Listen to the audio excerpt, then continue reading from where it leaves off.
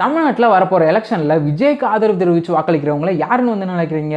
தமிழ்நாட்டுக்கு வந்து ஒரு மாற்றம் வேணும், ஒரு மாற்று கட்சி தமிழ்நாட்டுக்கு வேணும்னு நினச்சி வாக்களிக்கிறவங்க நினைக்கிறீங்களா? கண்டிப்பாக வந்து கிடையாது. ஏன்னா இவரே வந்து ஒரு மாற்றத்துக்கான கட்சியை வந்து நிற்கல.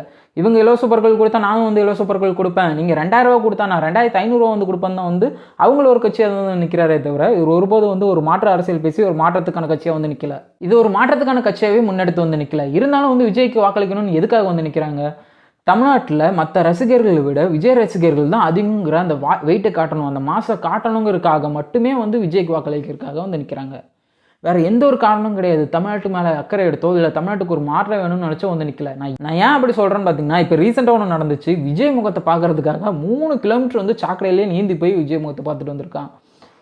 அவன்கிட்ட வந்து போய் கேட்டதுக்கு இதை வந்து பெருமையாக வந்து சொல்கிறான். இந்த வழியில் உங்களுக்கு உயிருக்கு ஏதாவது பாதிப்படைஞ்சிருந்தா என்னங்க ஆறுது அப்படின்னு வந்து கேட்டதுக்கு, விஜய் முகத்தை பார்க்க போய் என் உயிர் போனாலும் பரவாயில்லைங்க, சந்தோஷமாக தான் வந்து எடுத்துப்பேன் அப்படின்னு வந்து சொல்கிறான். நீ சந்தோஷமாக தான் இருப்ப, ஆனால் வந்துட்டு மத்தியில் வாழ்கிறோன்னு நினச்சிட்டு நாங்கள் தான் வந்து வருத்தப்பட்டு இருக்கணும். ஜஸ்ட் ஒரு இமேஜினேஷனுக்கு வச்சுக்கோங்களேன். நடிகர் விஜய் அவர்கள் வந்து இப்போ அரசியலுக்கு வந்த மாதிரி நடிகர் அஜித் அவர்களும் வந்து இன்னத்துக்கு அரசியலுக்கு வந்திருந்தா இது வந்து ஒரு எலெக்ஷனுக்கான ஓட்டிங்காக வந்து இருந்திருக்குமா, இல்லை தமிழ்நாட்டில் விஜய்க்கு தாண்டா ரசிகர்கள் அதிகம், இல்லை அஜித்துக்கு தான் வந்து ரசிகர்கள் அதிகம் அப்படிங்கிற ஓட்டிங்காக வந்து இருந்திருக்குமா? தயவு செஞ்சு சொல்கிறேன், உங்கள் தலைவர்களை வந்து திரையில் வந்து தேடாதீங்க. தரையில் யார் போராடிட்டு இருக்காங்களோ அவங்கள வந்து தேடுங்க. திரையில இருந்து அரசியலுக்கு வந்து பாட்டு பாடலாம். சதி என்னும் சாக்கடை இங்கு ஆளாமாறி கிடக்குது புல்ல அப்படின்னு பாட்டு பாடலாம். ஆனால் கவின் ஆணவ படுகொலை இஷ்யூக்கு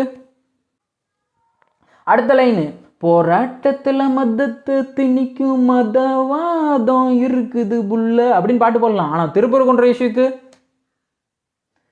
பேச்சு மூச்சே இல்லை. இதனால தான் சொல்கிறேன், உங்கள் தலைவர்களை வந்து திரையில் தேடாதீங்க. தரையில் யார் போராடிட்டு இருக்காங்களோ அவங்கள தேடுங்க.